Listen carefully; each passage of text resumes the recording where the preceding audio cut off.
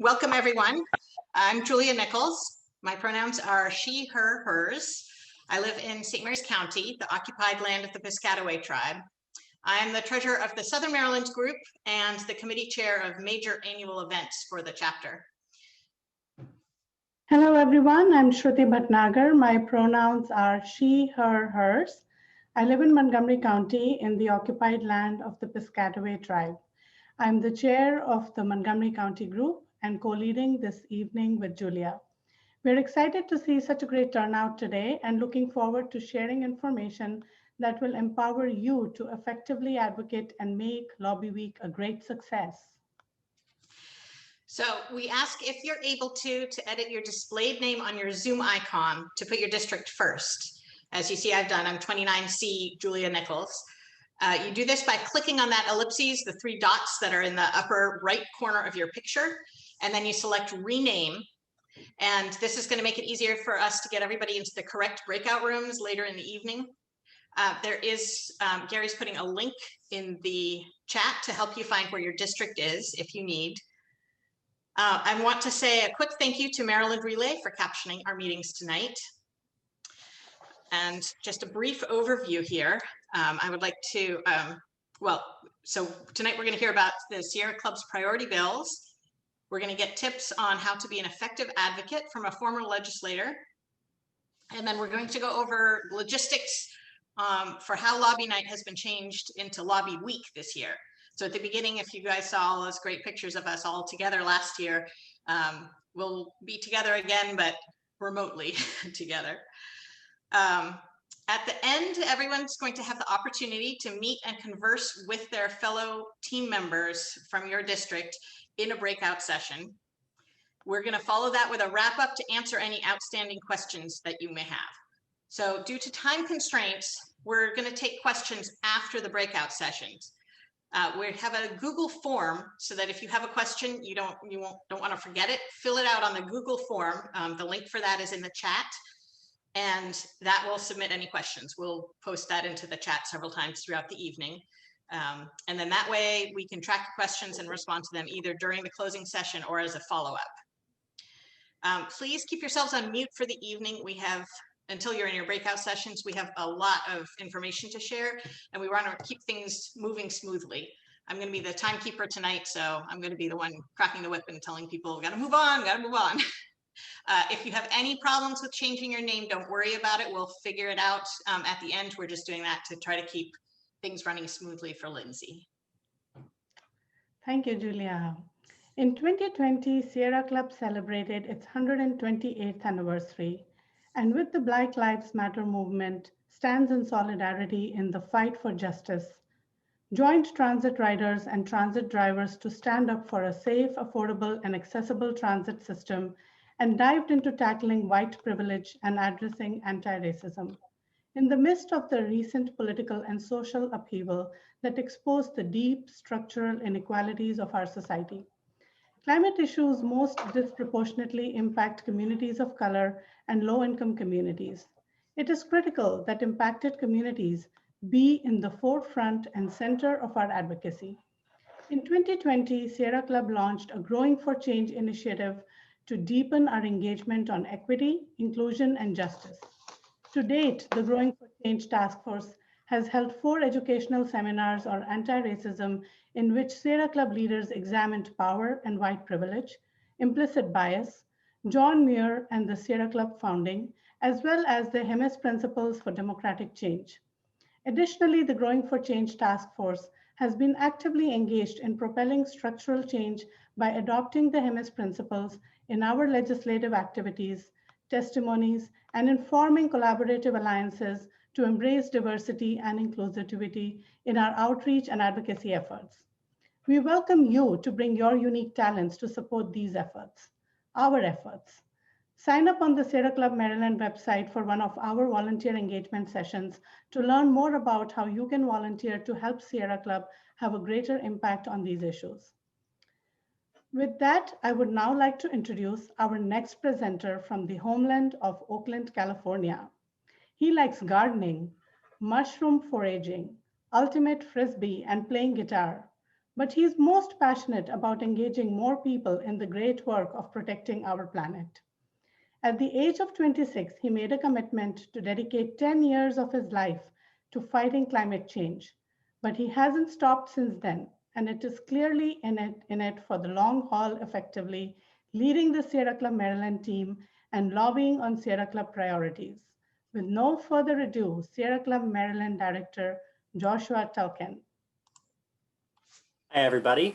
It's so inspiring to see over 200 of you have already joined. First, I want to recognize that several delegates and senators have joined tonight. Every time we do the lobby night, some delegates and senators register and join us for our prep meeting, literally. And while we'll have separate meetings for them, I did want to say a special appreciation to Delegate Jared Solomon and Delegate Regina Boyce, who joined us. You're getting the inside scoop of our back-end strategy, but thank you so much for joining. To the rest of you, you are the heart and soul of Sierra Club. We cannot match the oil and gas companies with the amount of money they spend on lobbyists, but we can match them with people power. And I've been inspired to work for Sierra Club with my amazing staff team and the amazing volunteer leaders because we believe in the power of people.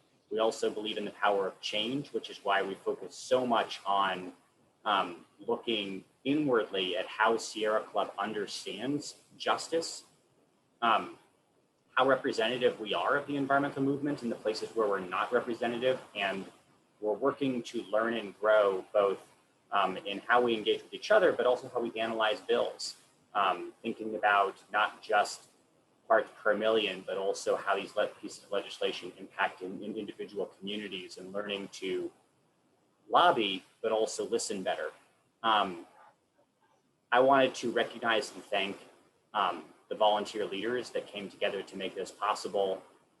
Shruti and Julia, special thanks to Mark Posner, our legislative chair, and Rosa Hance, to Carlo, to everybody on our issue teams who has been leading, Teresa Ball, Martha Ainsworth, Sylvia Tognetti, Ruth Alice White. The list goes on, and I actually misplaced my list, so I'm missing a lot of people.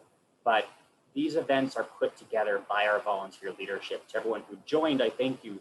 If you have an interest, please continue to engage. Special thank you to all of our district captains who are going to be helping organize us in this chaos.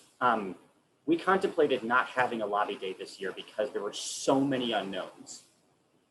But we decided that it was important for us to trudge through the muck and to figure out how to make this possible, how to facilitate these connections between everybody and their legislators.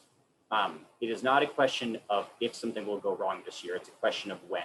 Things will go wrong, we are figuring this out as we go. So we want to recognize and ask for everyone's patience, but also just thank you for figuring this out with us. Thank you so much for pulling up the volunteer recognition page. And I especially want to recognize Steve and Sandy Foote, who have been helping to coordinate our district captain team, which has just been incredible. And now to keep everything moving, I want to turn it over to our amazing chapter chair, Rosa Hance, who's going to talk you through the very next section. Thanks so much, Josh, and thank you for all that you do for the organization. And I want to take a moment to thank all of the staff as well who are on the call, and individually and collectively, your commitment to our organization, your commitment to democracy, to environmental and racial justice, and both in our society and in our own organization. And I am so pleased to join you all tonight, Zooming in from Great Mills, Maryland, the ancestral homeland of the Piscataway people. And it's different to be sitting in front of a Zoom tonight rather than in front of a large crowd, and the excitement of Annapolis, the feeling of walking through the halls of the State House, to feel the gravity of the incredible power of our voices to make change in our society. And I love the Zoom poll that popped up. You're feeling optimistic too. I think a few short weeks ago, I might have answered this question really differently myself.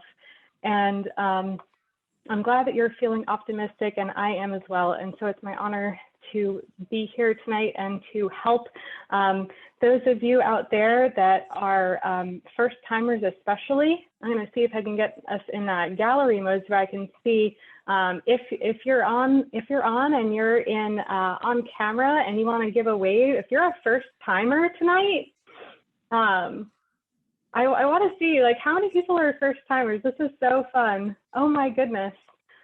All right. Way to go. Thank you for trying something new. So then it doesn't matter that it's different, right? Because this is how many more people we have here joining us tonight. And that's really amazing. And it's exciting.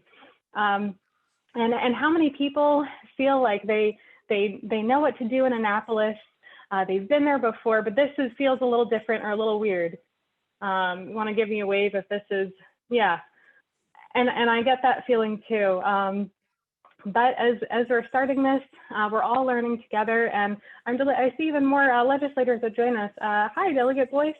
And I think that there are a couple more. It's so cool that we can gather together this way, and thank you all for being here. So I am delighted to pass the torch over to our chapter legislative chair, Mark Posner, who's been a member of the Sierra Club since 1974 with a passion for environment that has gone back generations in his family. So Mark is going to show his dedication and volunteer efforts for the club in introducing our legislative work. And then remember that if you have questions, you can fill out the Google form that'll be in the chat. And you know what, before I turn things over to Mark, since you've got your video, most of you have your video cameras on right now, we're gonna take a group photo in the sense of we're all gonna like smile at the same time, right? We'll like do some screenshots, we'll do some things with it. If you don't wanna be featured on a photo or whatever, you don't have to, you can keep your cameras off. And I'm sorry for those of you who are just on the phone, maybe next year. But if I can do a 1, 2, 3 trees, all right, and then I'll pass it over to Mark. So 1, 2, 3 trees. Trees. Excellent. Thank you all so much, and take it away, Mark. Well, thank you so much, Rosa, and thanks, Josh. So I'm going to be brief. I just want to introduce a few other folks, but we're going to have a brief introduction to the bills that we're going to be talking about at lobby night or lobby week, whatever, lobby fortnight, whatever it is we're calling our experience this year. Well, there is snow predicted for Monday, so I guess it's good. We'll all be sitting in our homes rather than trying to drive to Annapolis. As you, for those folks who have been to lobby night before, you know that we focus on a few of our key bills. I mean, we figure that is the most effective way. The meetings only last maybe 15 or 20 minutes, so there's time to really emphasize some of the bills that are most important. So this year we're going to be talking about 6 bills. We're going to, after I finish talking, we'll have brief introductions to those bills from some of our volunteer leaders. In fact, I will talk about one of them in a few minutes. But most importantly, you have a lot of written information about those bills. So this is just sort of a teaser in a way to let you know what we're going to be talking about. But in that information that you should have received, there's like a 1.5 pager that gives you bullet points on the 6 bills. There's also fact sheets. So there's lots and lots of information, though it's also important to emphasize that, as folks know from lobby night before, that we're not expecting people to be instant experts. People want to know what the bills are. Of course, they want to be familiar with them as they go in to talk to their legislators, but really the meetings are designed for people to, talk from their hearts about why they care about these things. We can always follow up with more information if the legislators have questions. And of course, there are hearings on these bills. We'll be submitting written information. So there's lots and lots of information that will be available to the legislators. last several years, we've been focusing on three core areas of our work year round, and that is clean energy, clean, affordable transportation, and zero waste. And that again is what will be, those are the two bills in each of those areas. Of course, the Sierra Club, one of the things that the Sierra Club is particularly notable for is that we are incredibly ambitious in terms of covering really almost every area of environmental affairs. Lots of other groups may focus on energy or clean water or the Chesapeake Bay, other public health, but we try to do all of it, which is so each year, and so far this year, we've submitted testimony on nearly 60 bills, and they've only been in session 2.5 weeks. So it's been an incredible ride. There'll be many more bills we'll be testifying on. So just to give you a taste of what those bills are, pretty much as an FYI sort of thing, one of the documents you have is a list of about, I didn't count them, but maybe 10 or 15 bills that are other key bills that we're supporting. Those are not bills we're expecting you to talk about in lobby night, but there are things that many of you care about. There's things that we deeply care about. So we wanted to let you know what some of the other key bills are. And if you want to delve even deeper into what's going on, you can go to our website, and we have a list of all the bills that we've testified on thus far, and there are links to all of our testimony. So lots and lots of information about that as well. So that is sort of the basic intro, and I think if I'm correct, the next person up is Teresa, is going to talk about the coal transition bill. Thanks, Mark. Good evening, everybody. I'm really excited tonight. I'm really excited to talk about this piece of legislation. I think that this is a great time for us to be really active on climate change and coal transition, especially considering that the Biden administration on the 27th made a number of announcements about the climate change initiatives that they're planning. One in particular, creating an interagency working group on the federal level that's going to address coal and power plants in the US. So we're really excited about that. And on the legislative side in the state of Maryland, of course, you guys know that we are supporting transition from dirty fossil fuels to a more clean and renewable energy environment. So the Maryland Coal Community Transition Act of 2021, that's SB 148 and House Bill 66. These bills are going to do three things. So the first thing it's going to do is set a timetable for retirement dates for coal burning, and that end date would be 2030. The next thing it will do is establish a fossil fuel act of about $40 million to support impacted workers and communities. And then the third thing that it will do is establish a long-term planning process here in the state of Maryland to ensure that we support the transition off of dirty fossil fuels for years to come. So we do have a hearing scheduled for February 2nd in the Senate. So that's going to be February 2nd at 1 p.m. We're hoping that all of you, of course, during our lobby week, you'll be speaking with some of our delegates and our senators in the state, but you'll tune in at 1 p.m. on February 2nd to listen to testimony. There'll be about 4 people who will be testifying on the Senate Bill SB 148. We're really excited about this opportunity. We'll have some other engagements that are going on. We're working with elected officials to push out op-eds.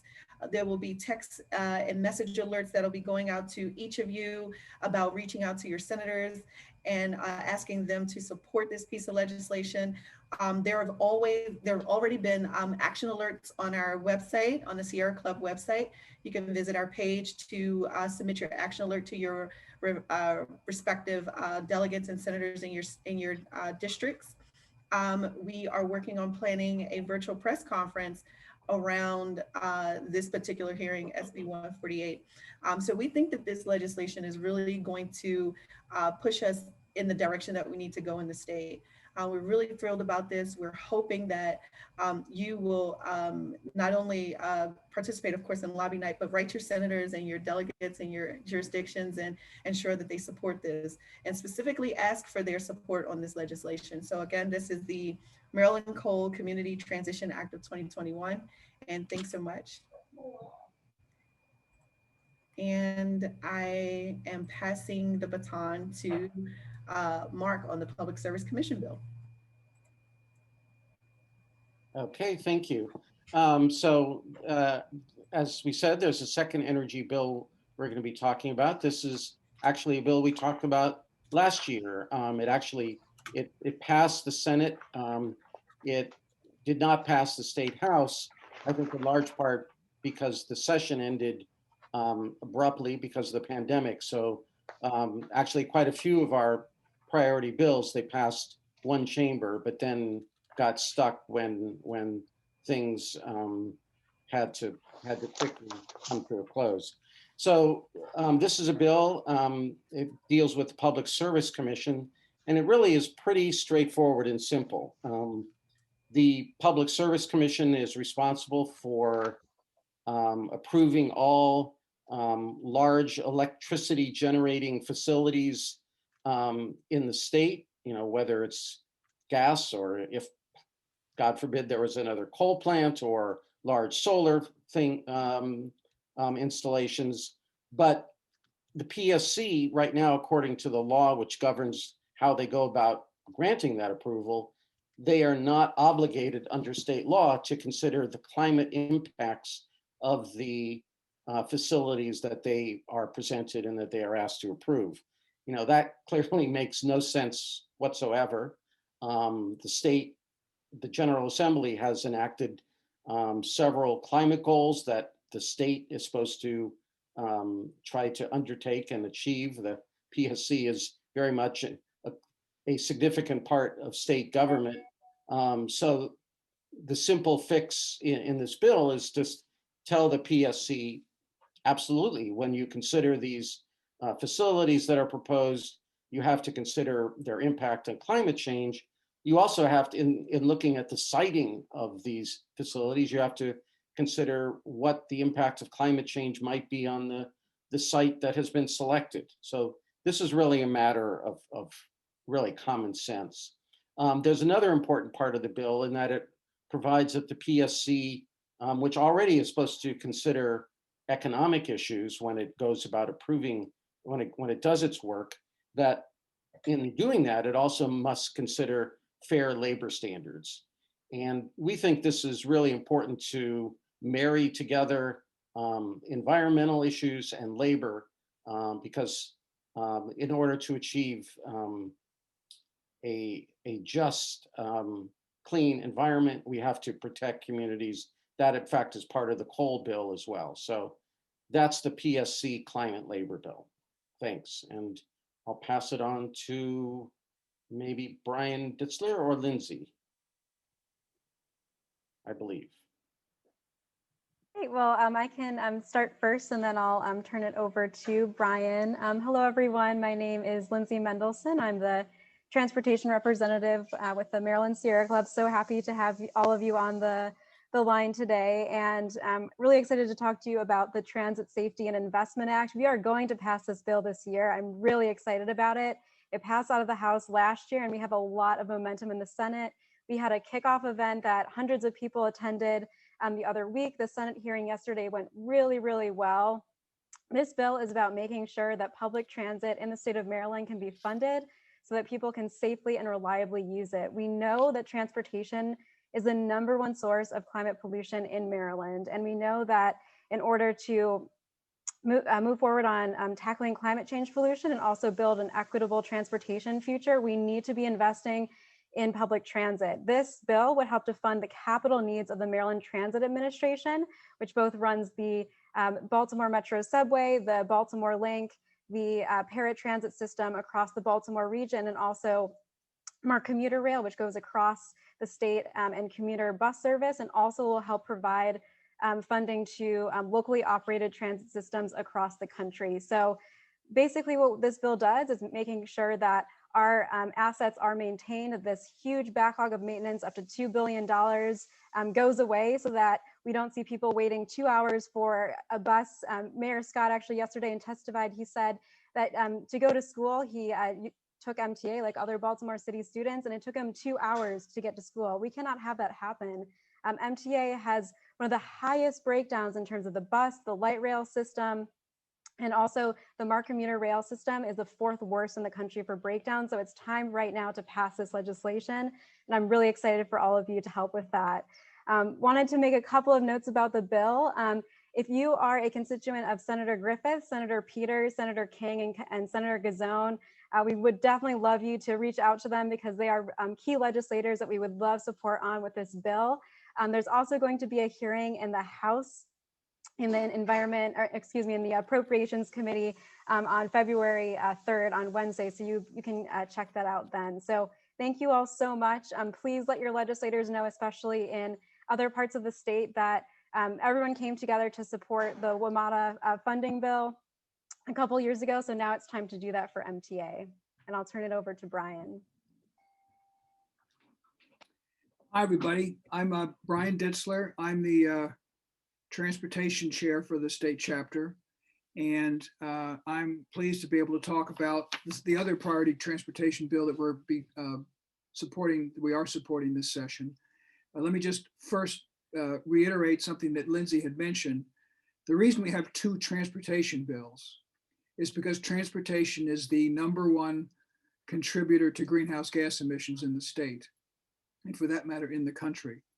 So if we could get funding for MTA, as Lindsay talked about, that's great.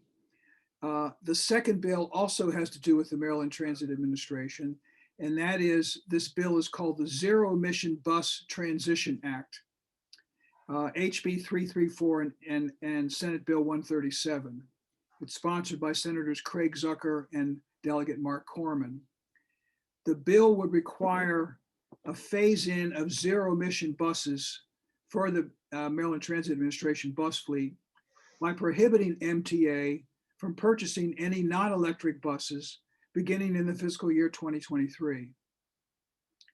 The bill specifies several important measures to implement the changeover, including notably a requirement, the development of a plan for transitioning any state employees, any state workers adversely affected by the changeover.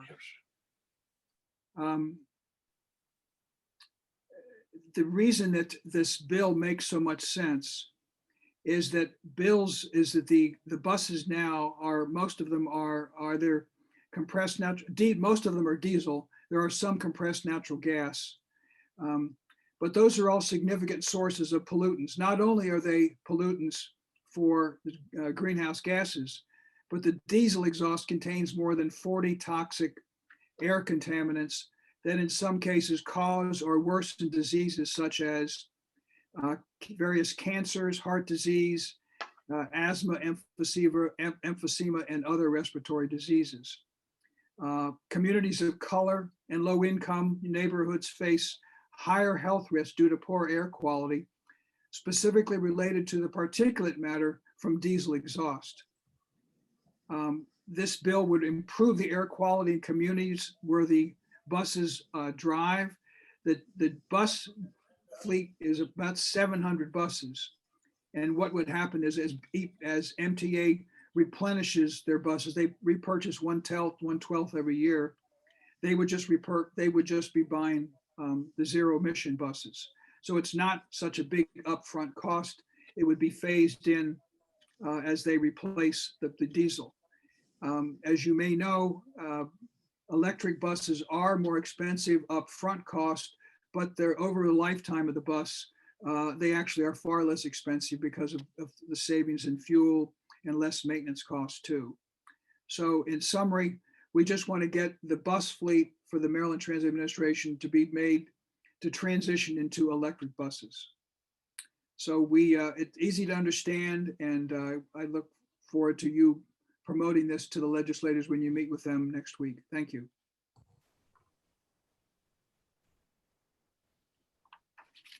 And let me see, the next person is probably Martha Ainsworth to talk about zero waste. Thanks for the handoff, Brian. I'm still thinking about those electric buses. You've got people thinking. I'm so glad to be here this evening. I'm going to talk about two bills. I see that I've been disabled from screen sharing, so I won't show my PowerPoint unless somebody can enable me. I guess not. Okay. Try it now, Martha. Okay. Okay. Good. Where is it? Show all windows. Just 1 second. No worries, Martha, you got it. And you're always so thorough. We're lucky to have you. No, not to worry. I actually closed all the windows on my screen, except for the one I needed, and now I don't see it. So I'll just go ahead without it. I'm going to talk about two bills. The first, and both of them almost made it through last year, two waste bills, and they both hit close to home, I think, for most of us. The first one is the Plastic Bag Reduction Act. This bill almost got through last session. We got through the whole House and we got through the Senate committee, but the session was cut short. So the Plastic Bag Reduction Act is actually a reduced version of last year's bill. Last year we had a bill that banned single-use plastic carryout bags, and it had a 10-cent price floor on other bags to encourage people to use reusable bags or no bag at all. So the legislators decided to kill the price floor. So it ended up going through all of those layers of the legislature without the fee, but it got pretty far. So let me give you a couple statistics here that are going to help you out when you're talking to people. You know, the world is facing a plastic pollution crisis. There's 15 billion tons of plastic going to the oceans every year. Plastic carryout bags are a major culprit. You may have seen the Consumer Reports article that indicates that we are ingesting a credit card's worth of plastic per week. It's in our house dust. We are inhaling it, we're eating it, and we don't know what public health effects are going to be. Now, by my estimates, Marylanders are using nearly 2 billion plastic carryout bags a year. If your legislator says, why don't we delay this bill, you just tell them how many bags that represents per year, okay? More than 3/4 of Maryland grocery shoppers are using plastic carryout bags. We can't solve the problem by recycling more. Only about 5% of plastic bags are recycled, and most, well, none of the curbside programs take them. And we've also found that plastic bag and fee laws across the country are effective in stopping this. And I just wanted to point out that we have results now from the 5-cent fee on plastic bags from Howard County that just got launched in October of this year. 5 cents on plastic bags. The share of shoppers using no bag or reusable bag is now half. Half the people are now bringing their own bag or reusable bag just from a 5-cent fee on plastic bags. So this bill, the Plastic Bag Reduction Act, which is HB 314 and SB 223, had both hearings today at the same time, one in the Senate and one in the House. It would ban single-use plastic carryout bags as of July 1st, 2022. So if people talk about how, you know, the economy right now, just point out that we're not talking about banning them for another 18 months. There's no longer a fee, but, you know, it's always been within the purview of retailers to charge for other bags. They're free to do that. And if they do that, they'll find out that very few people will use a takeout bag.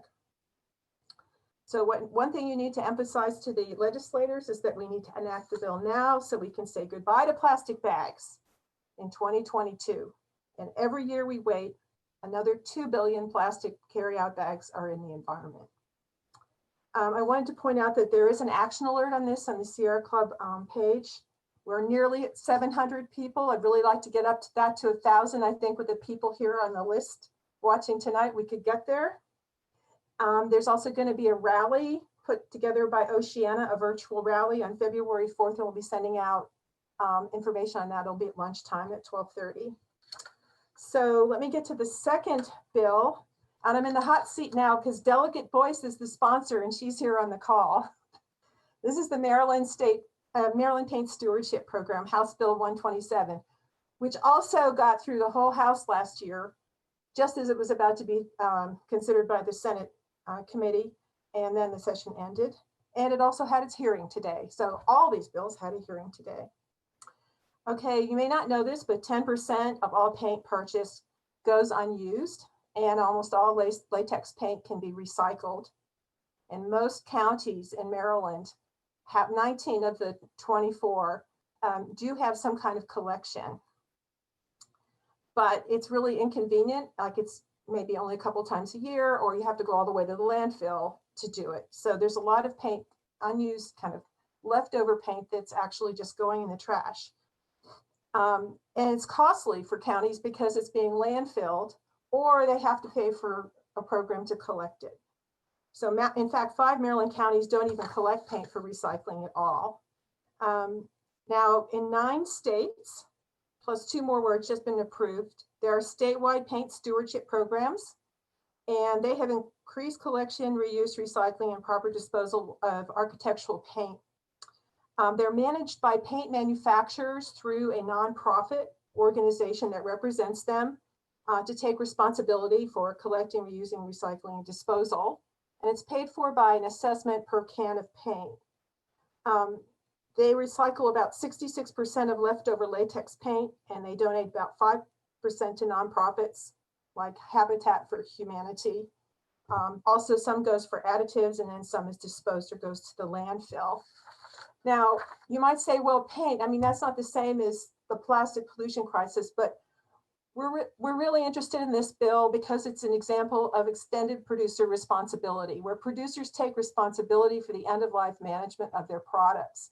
And there are a lot of other bills in this queue that we would like to support, and we want to get these through so that people get used to this idea. A bottle bill, a beverage container deposit bill is another example of, and there's another one called extended producer responsibility for packaging and paper products up this year too. So we want to move that along.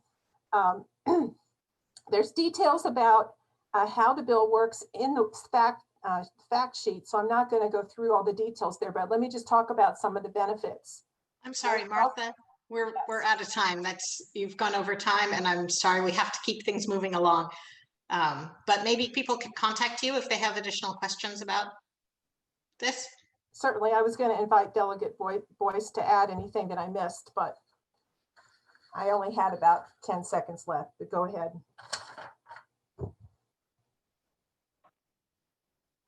And we'll wrap up this section with Rosa.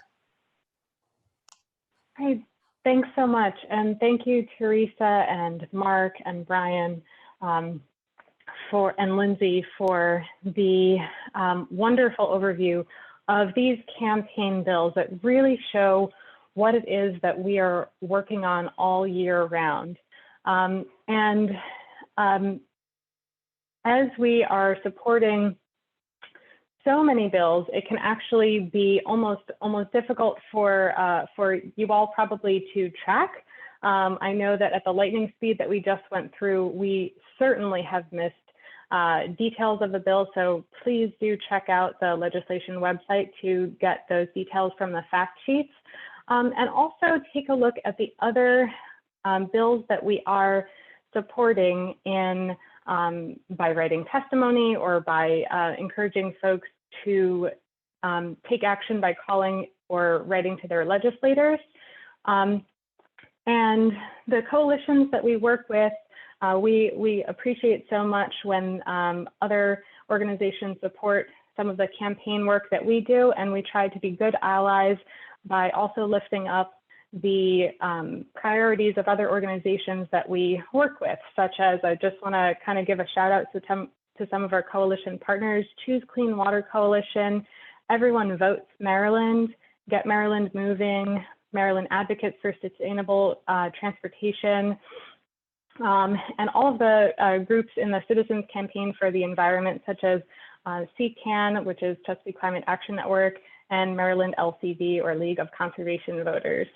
And the Maryland Campaign for Human Rights, which this year is sponsoring the Maryland Environment environmental rights amendment to the Maryland Constitution to codify the right to a healthy and clean environment, as well as the right to clean air, clean water, and to make the state a trustee of all of our natural resources. So if you want to see the full list of all of the bills that we support and submit testimony on, and a few that we oppose, in that legislation website that you've been following along with, hopefully. And again, please reach out to our individual volunteers and the sponsors to get more information. But there's also an And More link where you can actually track and read all the testimony that we've submitted this session. And especially for our first timers, this can be kind of helpful to see if the legislative process is new to you, what does it look like? How do you submit testimony? And whether you end up taking action or potentially even writing testimony yourself or joining one of the hearings and making your voice heard. So with that, I have the honor to introduce our keynote speaker for the evening, Carlo Sanchez. And Carlo is a proud lifelong Marylander and a newly elected member of our chapter executive committee. He has 3 years experience as a state delegate, and during this tenure, he co-sponsored bills to protect pollinators, ban fracking, and end the use of the styrofoam food containers, and expand the state's renewable energy portfolio.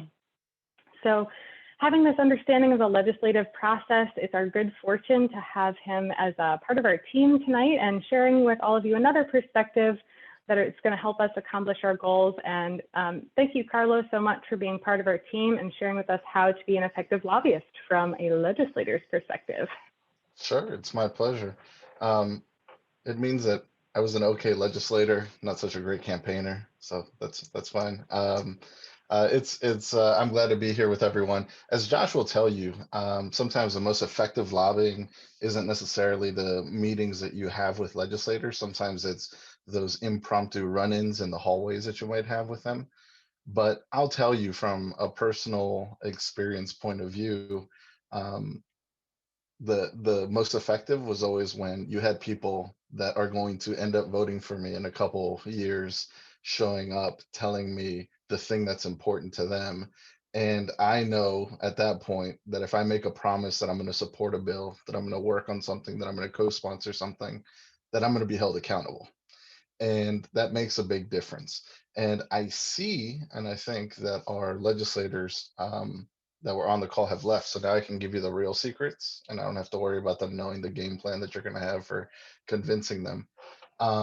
So up on the screen, you'll see just a couple quick points that I want to make sure I touch on.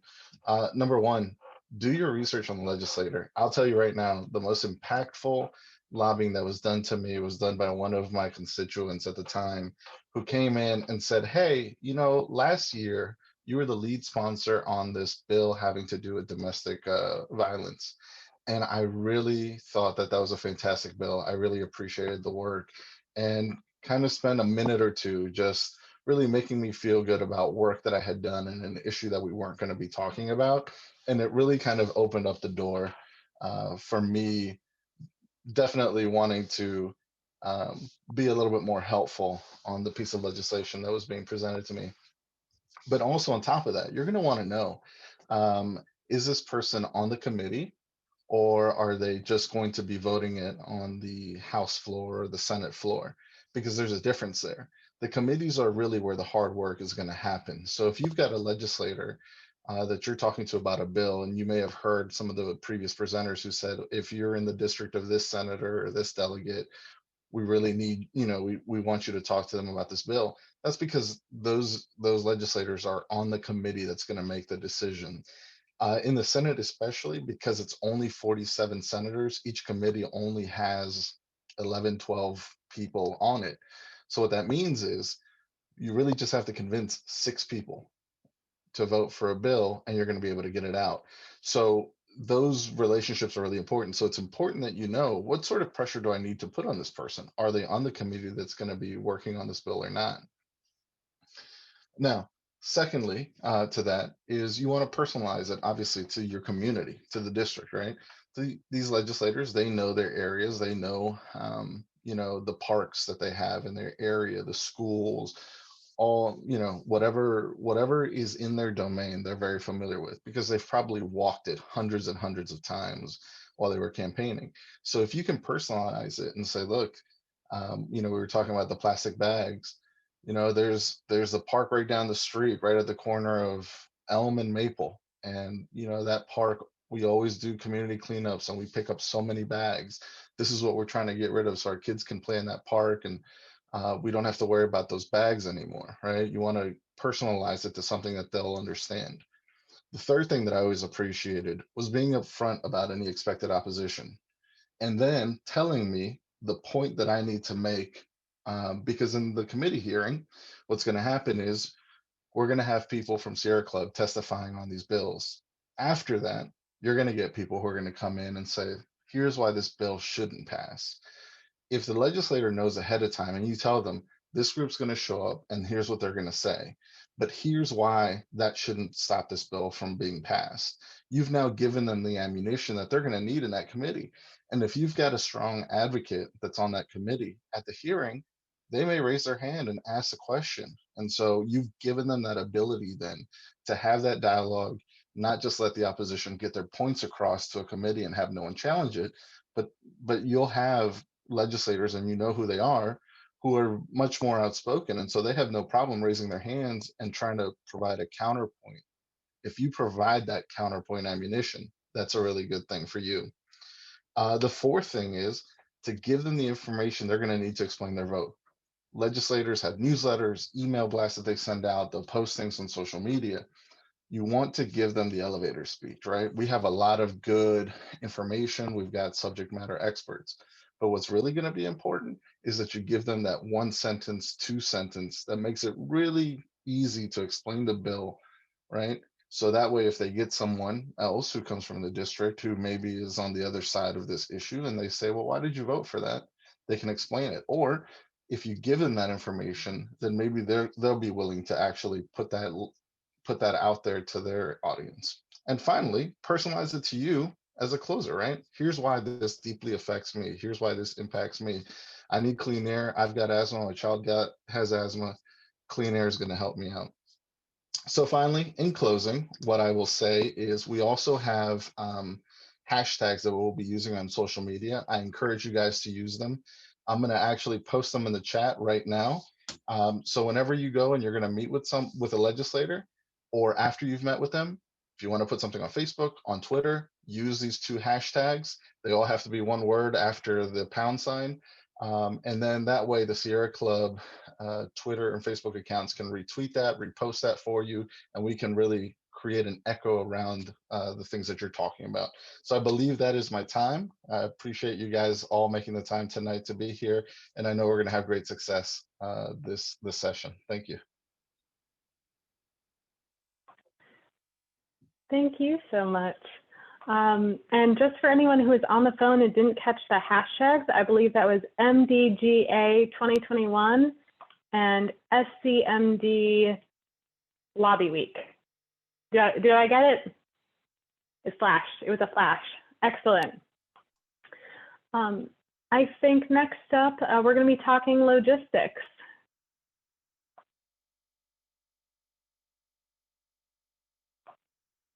Is that Josh and Gary? I know that actually one of the things, oh great. I was gonna say one of the things that's happening right now is we're trying to get everyone geared up to get into their breakout room, so. Great. Thank you.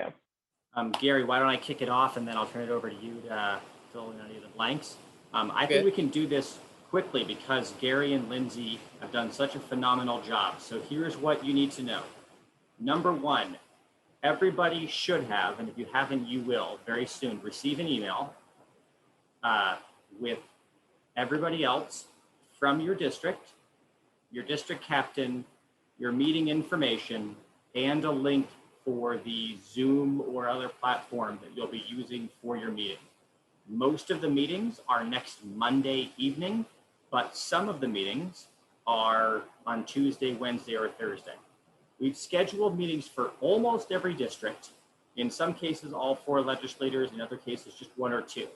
So we're now turning the reins over to the district captain and the team to do the follow-up, because if we can't get a meeting, then you are the only people who will be able to get a meeting.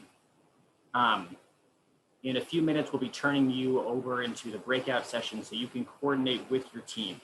Our biggest strategy this year in terms of logistics was we will not be able to deal with everything that comes up. So we need to organize people into teams to increase the ability to deal with whatever comes up. You have emails that explain the technology. You have emails that explain who to contact if things go wrong. And we do expect, not a lot, but a few things to go wrong. And we put all of the information and links for everything except for your meetings. Everything is on the website. The one thing that you have to look in your email for is the meeting information, because we do not want meetings with legislators to get Zoom bombed. We do not want to get disrupted by agitators. It is happening in meetings across the country. So the only way that you'll get the information about your meeting is by email. Now there's 2 different types of meetings. There are Zoom links that the legislators set up, where they have sent us the link, we've sent it to you, you will join, and that meeting is special for you. The second type is that we've put about, Gary, 20 or 30 meetings, maybe more. Yeah, what we did is we started a giant meeting from 4 to 9 p.m. And there's probably closer to 35 meetings. Some of them are combined with all legislators in that district where we could. I tried to scatter them out because I figured FaceTime is more important than getting everybody.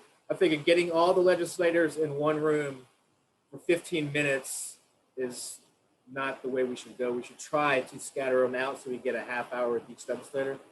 So we tried to scatter them out. We couldn't do that with everybody, so we combined some. But my goal was to try to scatter them out so we got as much FaceTime. So the way that it's going to work in that big meeting is that we will be organizing and sending you into breakout rooms for your district the same way that we did for this evening. So we're going to ask everybody to come into the meetings on Monday night and change their name the way they did tonight. And a few of you are probably wondering how you do that or you couldn't do it. Email us and it's in the instructions. And then we'll be putting you right into the breakout room along with your legislators. And that's how the meetings will be organized. So that's actually, those with the meetings in the big room actually have it easiest because it's one link for the whole day and you'll go right there. I think if I'm gonna ask that Rose, Shruti or Julia, if when you talk next, if you can highlight the sort of gathering room or the meeting room or any of the details about how people can gather, that would be great. But I otherwise think we can shave a couple minutes off. So Gary, I'm gonna turn it to you if you have any more logistics to cover, but I think otherwise we're pretty set. No, I can't really anticipate anything else. It should all make sense when we release the meeting schedule. Lindsay, did you have anything to add? Yeah, I had a couple of things, and then after that, Steve and Sandy, I'm gonna turn it over to them. First off, as Josh noted, I sent an email to everyone that's registered as of 2 days ago, or everyone who we had addresses for. You should be linked in an email with your district captain. So look out for an email from Lindsay Mendelson coming between 8 and midnight last night. You'll see that. And then for everyone who registered today, or if you haven't entered in your address, you'll get that information by Saturday. We're going to cut off the registrations pretty soon. So for all the district captains, if you get any additional people that register in your district or someone who might have typed their address wrong, we're going to send you just all the additional participants on the email thread that I gave you as of Saturday. So just make a note of that. In addition, for the breakout rooms, I think I've messaged everyone noting that if you're in the special breakout room for all the meetings we have on Monday night, some other meetings on Monday night, you have a special meeting with your another meeting link that your legislator has set up. In that case, we're asking you to arrive 15 minutes early, and we'll also be emailing this to you as well, just so that we can make sure we can sort everyone out into the rooms pretty quickly. So please do that as well. And I'm now going to turn it over to Steve and Sandy to just tell you a little bit more about what you're going to be talking about in your breakout room in just a few minutes. Thanks, Lindsay. Can people hear me? Thumbs up? Yes. Okay, good. So now we are going to get down to the nitty-gritty of the logistics and organization of team meetings with legislators. Probably a lot of you have a few questions about, well, really, how is this going to work and what are we going to say and what's going to happen? So now Lindsay's going to press a magic button, a Zoom button, and we will all be Zoomed into breakout rooms where the only people present will be your district captain and your fellow teammates.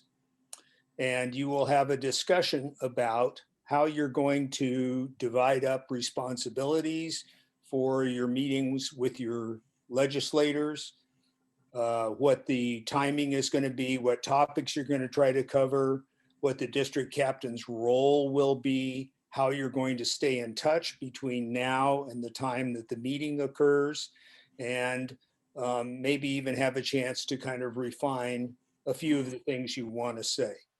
So I think this should take about 15 minutes. And Lindsay, are you ready to Zoom us? Yes, I am. And just a few things to note. What you can do is, if for some reason you're placed in the wrong room, you can just click leave room and you'll be in the main room and I can resort you. So no worries about that.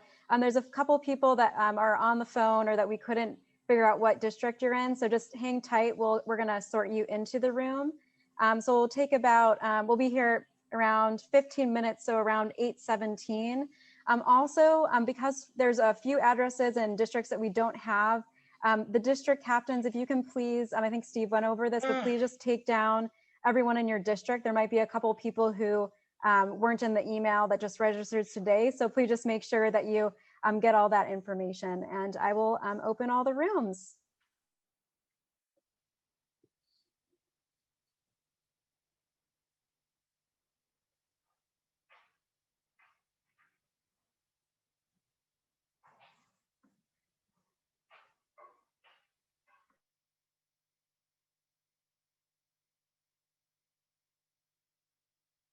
I want to give a huge shout out to Lindsay Mendelson and our other staff, but Lindsay, because she managed to take 200 people and without too many issues, get us all into these breakout rooms. This is a new thing that we're doing. And, you know, we had a few glitches, but things went fairly well, I think. We've also had, you know, all of our staff, Gary Young and Losa Zanebe and Josh Tulkin, Paula Posas, and Laurel Imle working very hard on all of this, all of these things that are going to happen during lobby week. So it's wonderful to have them helping us out. I also wanted to mention that during lobby week, we are going to have sort of office hours. So we haven't figured out what times people will be available, but Shruti and I will be available, and you know, people at the office as well, just to answer any questions and things like that. So, so we'll be letting you know when that will happen. And at this point, we are going to see if anybody has some questions. I'm going to have to find the form with the questions. And then Shruti, is there anything else you wanted to add in? No, I just wanted to remind everyone that the Google form is there. If you have any questions that you remember later on, that you can still send them to us, and that we would still follow up and respond to any of those questions that you may have. Do we have any questions in there? Yes, this is Mark Emley. Yes. Can you hear me? What I mentioned at the end of our District 28 meeting, I've been to these for many years, and what we do is go through the priority bills, and then we have like typically 6 or 7 other bills that are important for that legislator. Like we have that one that will ban the state from spending money on non-native and invasive plants. So what we do is we then follow up. If there's no time, we just meet later with staff. And I just want to say this is how it typically is done, and then we can get the other bills done too. The priority bills first, and then if there's still time, the other bills. And when the time is up, we typically just meet with staff on the other bills. Okay, great. So Julia, I can start with asking the questions that were submitted. We got 14 questions. Okay, wonderful. Would I be able to show something really quickly before we get to the questions? Because I just want to show the materials folder because there might be some questions about that. So I'm just going to really quickly before we get into that, just show my screen with how to get to some of the materials. So for everything that you, everything for Lobby Night can be found on the Maryland Sierra Club legislation page. If you want to just navigate to our front page, you can go to campaigns and then click MD legislation. Or you can just go to this hyperlink I sent it out to, Gary sent it out to all the registrants. So in here, you'll have all the information of the key bills for Lobby Week. So there's all of them are listed, so you can find the links to the bills. When you click on the link to the bill, you can get the information on the full text of the bill. You can see the committee that it's in, who's sponsoring it, and more information on that. So that's there. And then if you scroll down to materials for Lobby Week, we have talking points for legislators. Gary's going to send this to all the legislators before the meeting, so they'll have an idea of what we're going to talk about.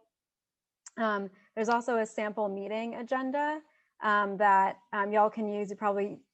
Most of you may have used this in your breakout room. So here you can just kind of go through and insert, who wants to talk about the coal bill, who wants to talk about the MTA bill. So just kind of like a run of show for your lobby meetings. There's also a notes report back form. It's really important after each Lobby Night meeting that you go into the report back form and just fill out the information. This is important because we'll get an idea of where the legislators stand so we can know where to focus our resources. There's also a cheat sheet on the bills, and I want to explain this a little bit. This is for, if you go to your district number, and I'm going to actually sort this now so you can look by district. You'll have here, you can look at your district. If you're at district A or B, just look at the bottom. And you can see for your legislators, so let's just say George Edwards, if they are left blank, it means that they haven't co-sponsored, they didn't have a vote on the bill, voted no for the PSC, for the MTA bill. So you can just see here where the positions are. C is co-sponsored, voted yes means it went through one chamber last year, sponsor equals sponsor. So all the, it is just kind of a little key over here. So that's important to look at just to see, thank the sponsor if they sponsored a bill, etc. And then finally, there's additional bills that we support. So if a legislator asks you, do we support the Climate Solutions Now Act? Absolutely. These are on the list of additional bills. And then all of the fact sheets can be found here. So if you want to learn more about all the bills, you can look at the fact sheets. So just wanted to share that because I think there might be some questions about that. So I'll turn it back to Shruti. Thank you, Lindsay. That was very helpful information and overview. And I did put in the chat the link for the report back form in case somebody wants to save that. And I'm sure you will be receiving a follow-up email with all this information and links again. With that, I'd like to start reading out the questions that we have and see who might want to answer that. So this is a very interesting question. How can we reverse climate crisis? Who wants to take that? I'll give it a quick shot. Help pass the priority bills. I was going to say, help us pass the priority bills, and we realize that there's not a one-size-fits-all approach, and that's why we're doing so much work. Well, one of the questions that came, I think, was one for really early on. It says, do you have an agenda for tonight? I'm trying to plan my dinner, but not during the breakout rooms. So I hope you got that. This week, I emailed a letter of support for a bill to my delegate. I received back an email that they weren't receiving emails. I'm trying to figure out what it says. This is Josh Tolkien. I'm going to put my name in the chat. That is very concerning. So whoever received that email, please email me and we'll sidebar. We've gotten ones from people saying they're at a meeting, but I haven't heard of anybody saying I'm simply not receiving emails. And that's really not okay and is not up to the standards of transparency that the General Assembly committed to. So please follow up with me. Thank you so much, Josh, and I will finish reading it. It said, I received back an email that they weren't receiving emails because the particular bill was not up for a vote. How do you stay on top of this to send support emails at the right time and make sure you are effective? Sorry, this is Aria here. Every delegate should have a specific email for their office, so it might just be a different email. But some emails are not being received because that particular email is being flooded. I had the same email from Delegate Hester, so there might be a different email that you have to find, but each delegate should have their own specific government email that should be responding. I've gotten 2 responses of email box full. And this is Josh. I can speak to the other half. Sorry, I'll turn my video on. This is Josh Tolkien, and I should let folks know that I double as our lobbyist during session, though I am trying to figure out precisely what that means this year. The legislator is likely referring to the fact that they're not on the committee that the bill goes through, and therefore they won't get a chance to vote on the bill until or unless it passes out of committee. So we will keep our website up to date on the progress of at least the 6 priority bills. So if you see it there, you can assume that it is in the starting committee, and then you can see the committee makeup. Now, that being said, legislators like to use the line "is not in my committee" as an excuse, and we just as well will say to them, that's fine, but we're always asked whether or not the bill has support on the floor, so I'd like to know that it will have your support when it moves to the floor. They may or may not give it, but it puts them on notice that we're taking it seriously. Otherwise, our website will have updates and a link to the page on the General Assembly page to show the progress of the bill.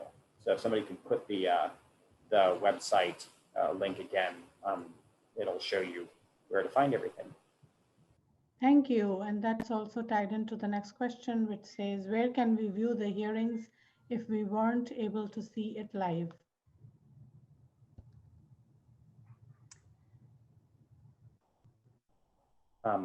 The General Assembly website records all of the hearings this year.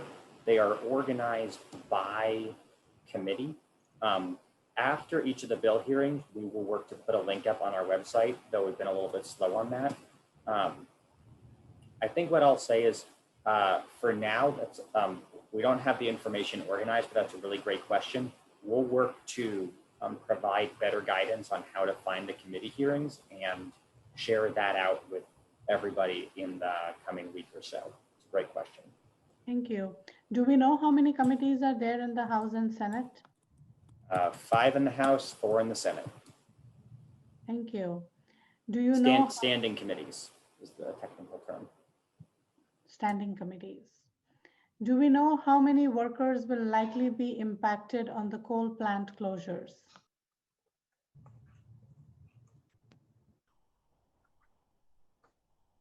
Teresa, you want first dibs on this?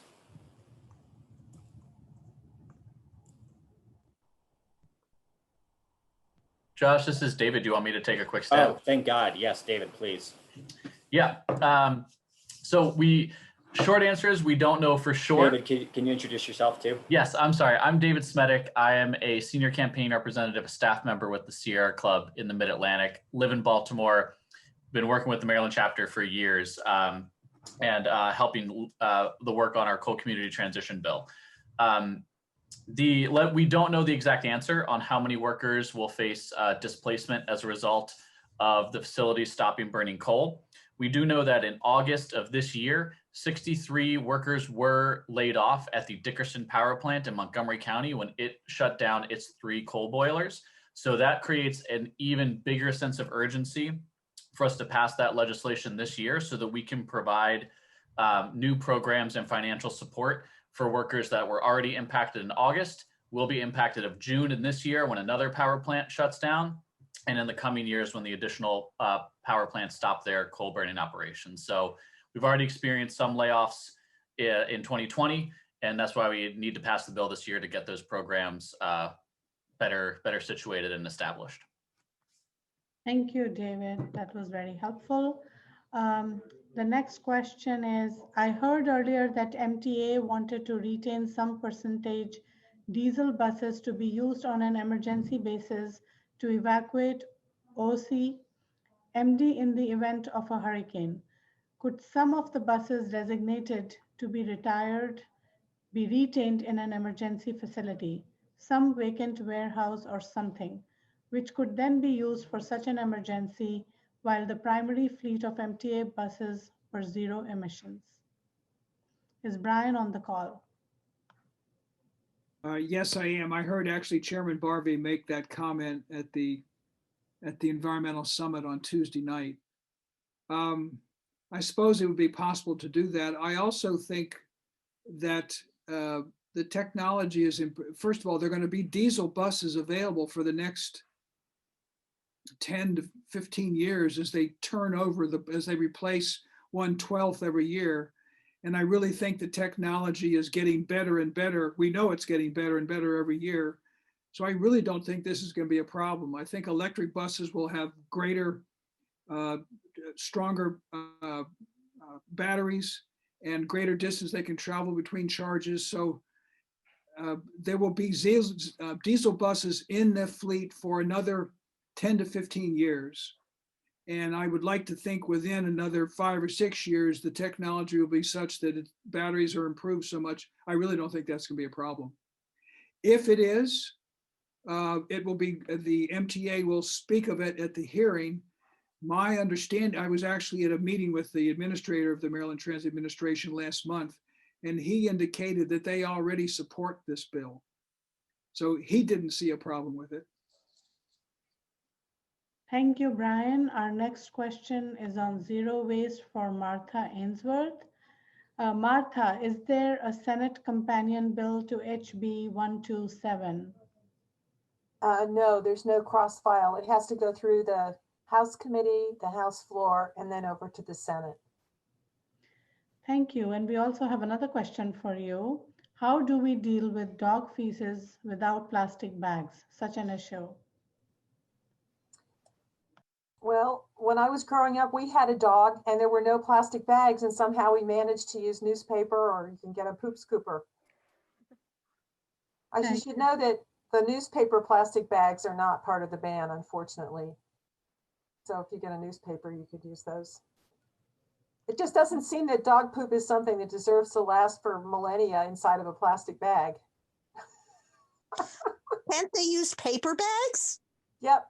Hey, you know what I used to do? I used to just pick up my dog poop and put it down the toilet.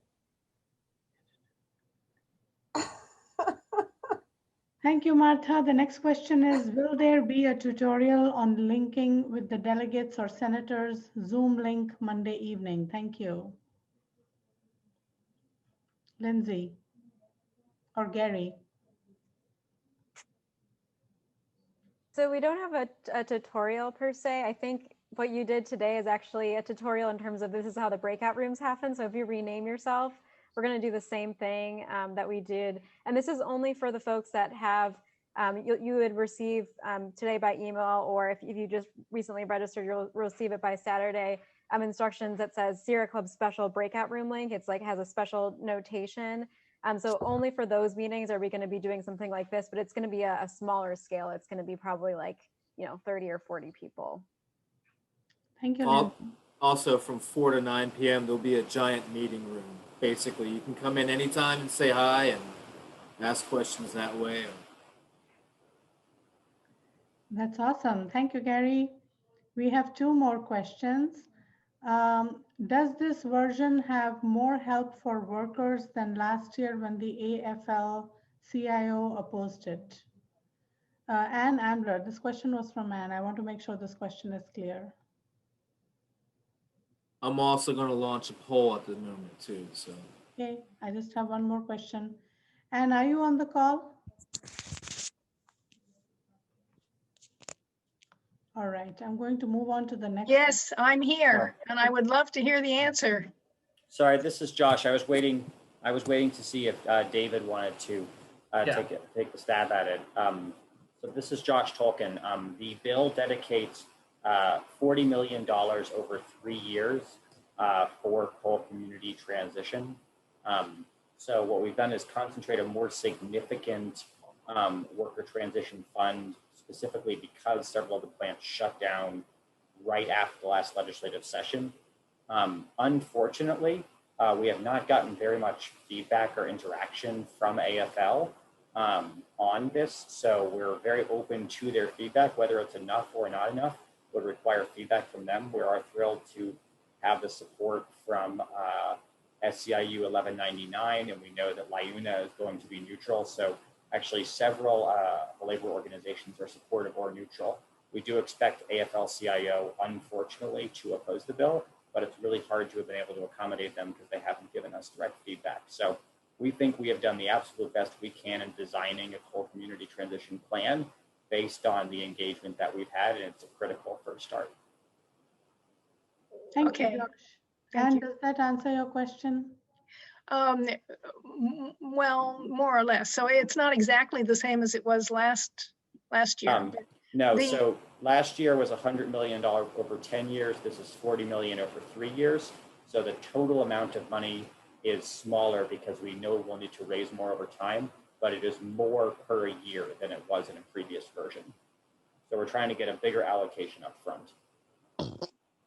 Thank you. All right, the last question I have in the form is, what is Sierra Club's position on Julian Levy's removing incinerators and more from Maryland's RPS bill?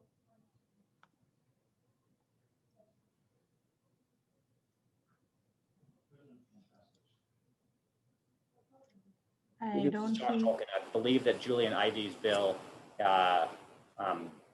we've been supportive of his bill regarding gas-fired power plants. I wasn't aware that he was putting in a bill on altering the renewable portfolio standards, so I'd have to take a look at it, but we have been supportive of cleaning up the RPS and would likely be supportive again. Thank you.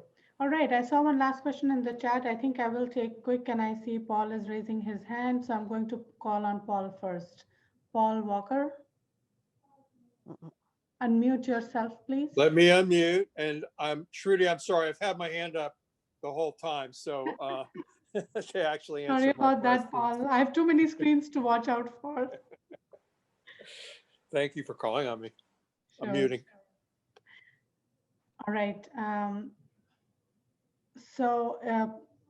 Martha, is there a difference between the 2020 and 2021 plastic bill? Yes, the 2020 bill had a ban on plastic bags less than 4 mils and a price floor that, in other words, a minimum price that stores had to charge for other bags. It was 10 cents. It also had a work group on plastic packaging. So those last two pieces were lobbed off. Some people just don't like work groups, and they didn't think that the leadership actually made them do it. So it was heavily amended. So it's just now a ban on plastic bags. But like I said, stores have the latitude. They have complete control about what they sell in their store. They sell everything else in the store except the bag. And there's no reason why if they were charging for bags all along, we might not be in this mess.